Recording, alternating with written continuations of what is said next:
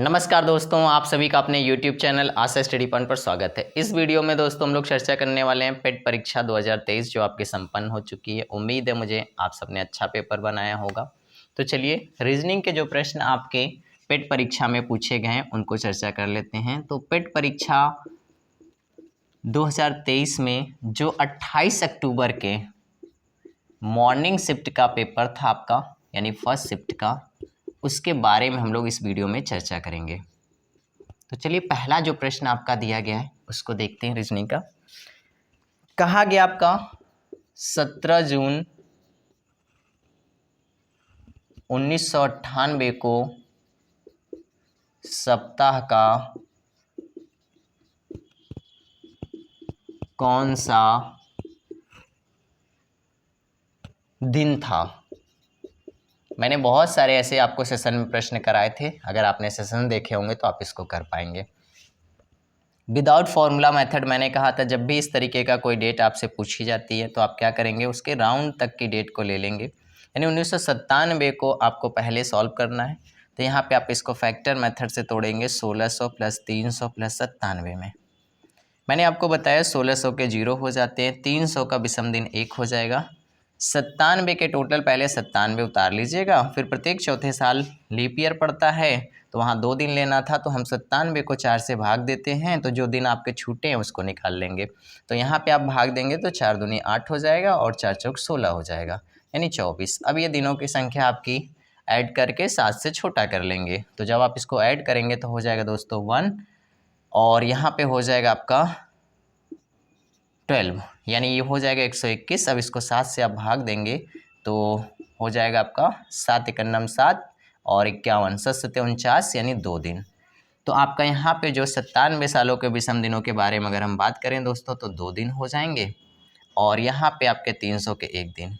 तो अब टोटल विषम दिनों की संख्या हमारी हो जाएगी 3। अब हमें 17 जून तक जाना है, तो जनवरी में विषम दिनों की संख्या 3, फरवरी में विषम दिनों की संख्या, इसको लीप ईयर होगा तो 2 दिन, नहीं तो 1 दिन, नहीं तो 0 हो जाएगा। तो यहाँ पे आप भाग देंगे तो ये 4 से कटेगा नहीं, अच्छा ये नॉन लीप ईयर होगा। नॉन लीप ईयर होगा तो यानी फरवरी में 0, मार्च में हो जाएगा आपका 3, अप्रैल में हो जाएंगे 2, मई में हो जाएंगे 3 और जून में आपको जाना कितना 17 तक, तो 7 दूनी 14 हो जाएगा 3।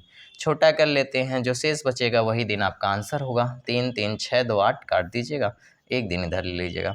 फिर ये कितना 7 पूरा पूरा कट जाएगा, बच गया आपका 3 दिन। 3 दिन मतलब मैंने आपको बताया था दोस्तों क्या हो जाएगा आंसर आपका, बुधवार हो जाएगा। बस इसमें आंसर आपको क्या देना था, बुधवार। इसका आंसर बुधवार होगा। आइए नेक्स्ट प्रश्न देखते हैं। बहुत सारे प्रश्न मैंने आपको प्रैक्टिस सेशन में करवाया था और जिन दोस्तों ने सेशंस देखे होंगे उन्होंने इन प्रश्न को बना लिया होगा, बहुत जल्दी बनाया होगा। नेक्स्ट प्रश्न है आपका, गलत संख्या को ज्ञात करना था। गलत संख्या ज्ञात करें। विषम पद को आपको छांटना है। जो सीरीज दी गई थी वो कुछ इस तरीके से 582 है, 605 है, 588 था, 611 है और 634 है, 617 और आपका 600 दिया था। ऑप्शन आपके दिए गए थे कि विषम को छांटना है, कौन सा आपका अलग होगा। तो ABCD ऑप्शनों में देख लीजिएगा, जो नंबर आपके इसमें दिए होते हैं उन्हीं में से नंबर आपको फाइंड करना होता है। तो ये आपके पास दिए गए ऑप्शंस थे। मैंने कहा था आपसे जब भी इस तरीके का कोई प्रश्न दे तो सीरीज़ आपकी डबल हो सकती है, या फिर आप अगर दोनों को साथ में लेके चलते हैं तो भी आपको कुछ अंतर देखने को मिलता है। देखिए नंबर नॉर्मल तरीके से आपके बढ़ या घट रहे हैं तो हम पहले देखते हैं कितने बड़े अगर है तो इसमें डबल सीरीज लॉजिक ढूंढते हैं। तो देखिए यहाँ से आप इसको इस सीरीज से बना दीजिए और इसको इस सीरीज से बनाने का प्रयास करते हैं, तो जो भी सीरीज का पैटर्न होगा वो मिल जाएगा। यहाँ पे देखिए 605 है और यहाँ पे 611 हो गया, यानी +6 हो गया। यहाँ पे देखिए 611 से 617 यानी +6 हो गया। सीरीज आगे हो सकता है +6 से गई हो। अब यहाँ पे देखिए 582 था, 88 हो गया, यानी +6 हो गया। अब यहाँ पे देखिए 88 था तो यहाँ पे अगर +6 हम लोग करते हैं तो यहाँ पे आपका कितना हो जाएगा, 594 होना चाहिए था। तो 594 अगर हम यहाँ पे कर देते हैं और 6 ऐड करते हैं तो 600 हो जाना चाहिए, यानी परफेक्ट जो होगा सीरीज ये होगी +6 चल रही थी। तो यहाँ पे गलत पद जो है वो आपका ये ए वाला ऑप्शन सही हो जाएगा, 634 इसमें आपको अलग करना था। डबल सीरीज अगर आप नहीं करना चाहते, सिंगल करेंगे तो भी अंतर करेंगे, तो आपका दोनों में अंतर ऐसे बनेगा कुछ, और उसमें भी देख लेंगे आप। तो जो तरीका आपको बेटर लगे उससे करिए, लेकिन पेपर प्रश्न में सही बना के आइए।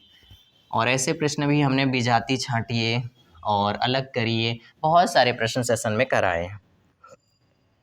नेक्स्ट दोस्तों हमारा प्रश्न था आपका मैथमेटिकल ऑपरेशन का एक निश्चित कोड भाषा में आपको दर्शाया गया था। एट द रेट को कहा जाता है, एट द रेट को प्लस से दर्शाता है, ठीक है। एट द रेट किसको दर्शाता है? प्लस को। और फिर कहा गया आपका ये प्लस जो सिंबल इस तरीके का बना है ये दर्शाता है आपके माइनस को। और ऐसे प्रश्नों में मैंने आपसे बताया था, कहता है प्लस को माइनस, माइनस को ये बना दिया जाए, तो यहाँ पे इसने ऐसा ना बना के इसने क्या कर दिया है, सिंबलों का प्रयोग कर दिया है। स्मॉल ए से कहता है कि इसको डिवाइड को दर्शाता है,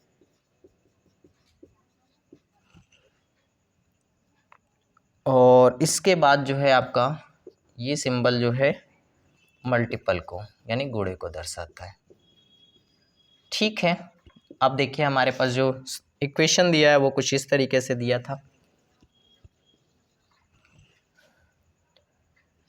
8900 है यानी 8900।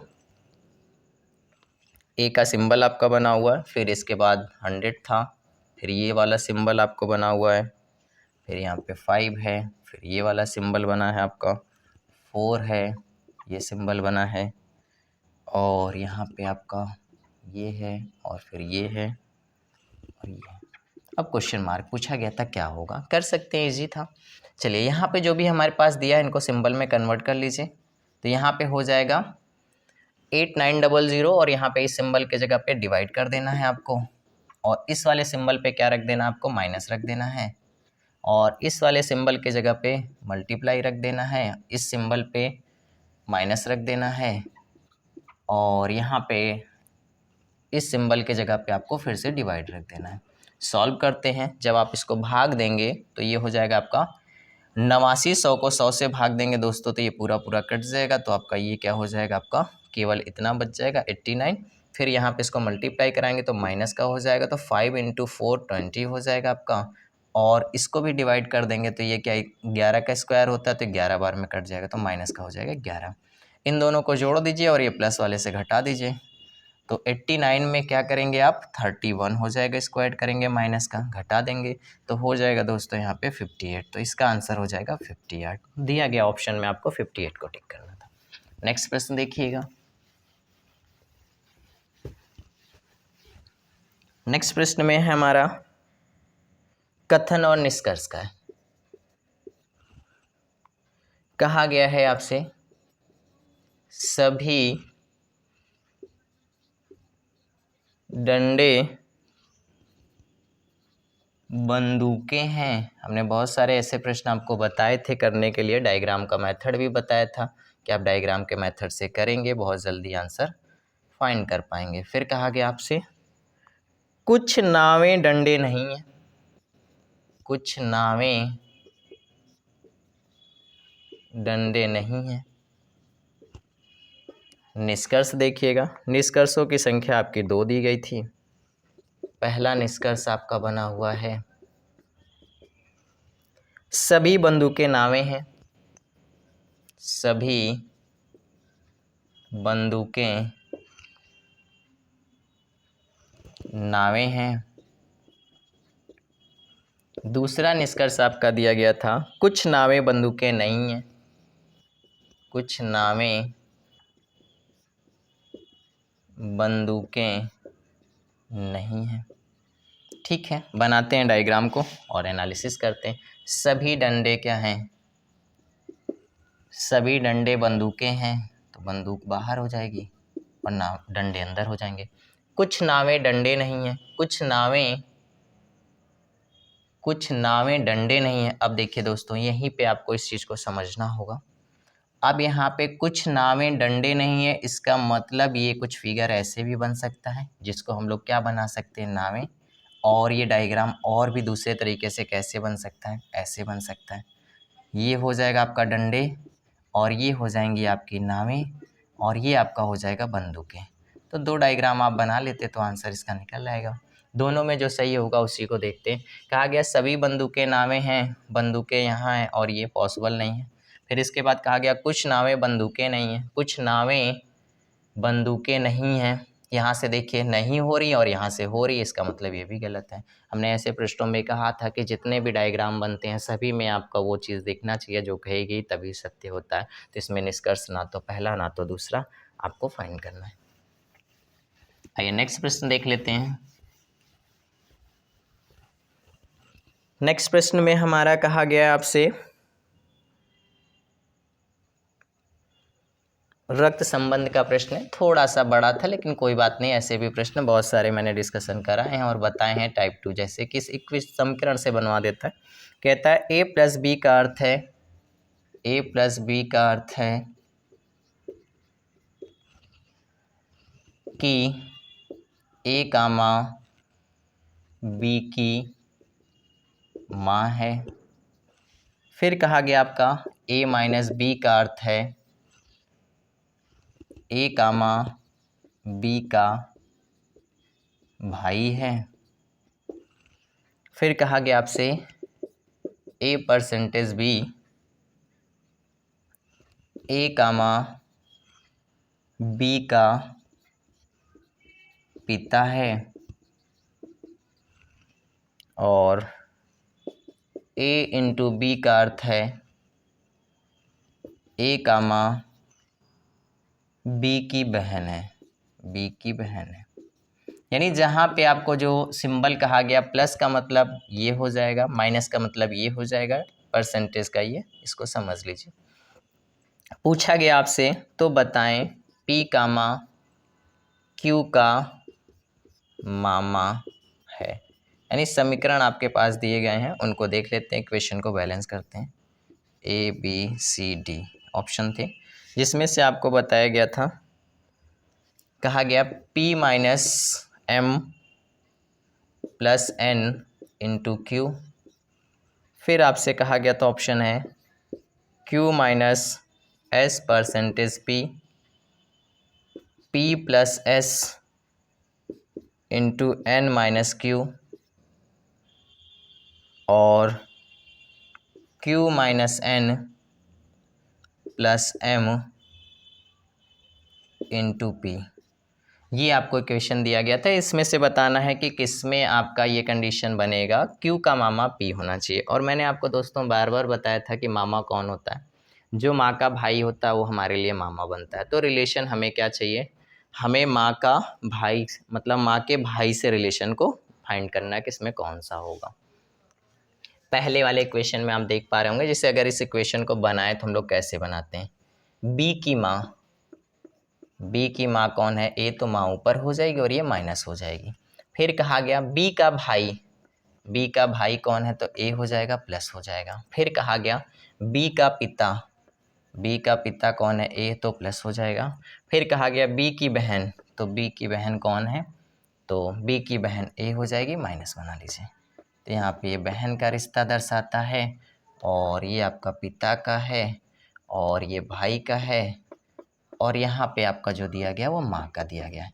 अब इक्वेशन को बैलेंस करते हैं और सबसे बड़ी बात है कि देखा करिए इक्वेशन में p और q का रिलेशन चाहिए। तो ऑप्शन में देखिए p q कहाँ है, तो यहाँ पे देखिए p q और p q यानी सब में ऑप्शन में दिया है, खैर कोई बात नहीं है। तो इसका मतलब क्या हो सकता है कि सबसे पहले हम लोग देखें कि इक्वेशन में जो हमारे पास बनाना है वो इक्वेशन को वेरीफाई कैसे कराते हैं। पहला ऑप्शन जैसे लीजिए, ठीक है ना, अभी हम बताएंगे कि इसको कैसे आप और जल्दी कर पाएंगे। पहले देखिए यहाँ पे माइनस रखा हुआ, ठीक है, और माइनस का हमें पता है क्या है कि इसका भाई चाहिए। b का भाई कौन है, b का भाई जो है वो a है, तो इसका मतलब यहाँ पे देखिए m का जो भाई बन जाएगा वो कौन बन जाएगा, आपका p बन जाएगा और p पर प्लस बना दीजिए। अब देखिए यहाँ पे अगर ये फीमेल बन जाएगी तो इसका भाई हो जाएगा, इसकी कोई संतान होगी तो इसके लिए मामा बन जाएगा। इसका मतलब ये ऑप्शन आपका सही हो सकता है। अब आगे देखिए प्लस का इक्वेशन देखिए, यहाँ पे कहा गया क्या आपका बी की माँ ए है, तो बी की माँ ए है तो यहाँ पे देखिएगा एन की माँ कौन हो जाएगा एम, तो इसका मतलब ये भी बात सत्य है।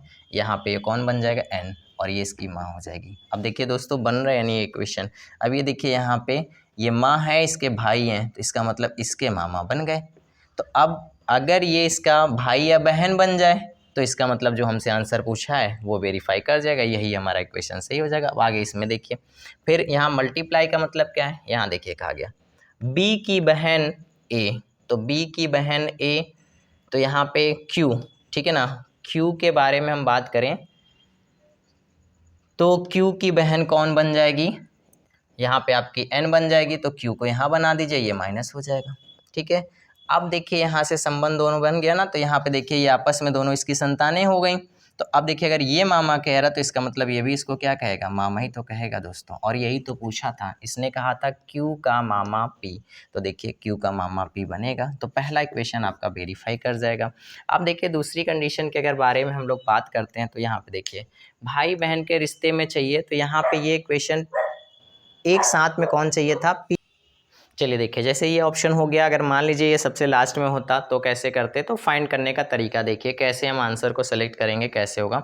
यहाँ पे देखिए भाई बहन के रिश्ते में क्या चाहिए, यहाँ पे देखिए भाई बहन के लिए इन लोगों ने बोला क्या है कि इस रिश्ते में जो भाई बहन का रिश्ता बनना चाहिए वहाँ पे माइनस का सिंबल होना चाहिए। तो देखिए दोनों के सिंबल में माइनस, देखिए पी और एम में, तो पी और एम, यहाँ पे देखिए यहाँ पे पी एम का रिलेशन नहीं, फिर यहाँ पे देखिए पी एम का रिलेशन माइनस से नहीं, यहाँ पे माइनस से जहाँ जुड़ा होगा दोनों का वही रिश्ता बनेगा। तो इसलिए इसमें आंसर क्या हो जाएगा, पहला वाला हो जाएगा। आपको ऐसे फाइंड करना होता है, वैसे भी इजी होता है कि जैसे इक्वेशन आप बना लीजिए तो रख लीजिए, तुरंत समझ में आता है कि इसमें आंसर क्या होगा। तो इसमें आंसर हो जाएगा पहला वाला। फिर मिलते हैं नेक्स्ट सेशन में, थैंक यू।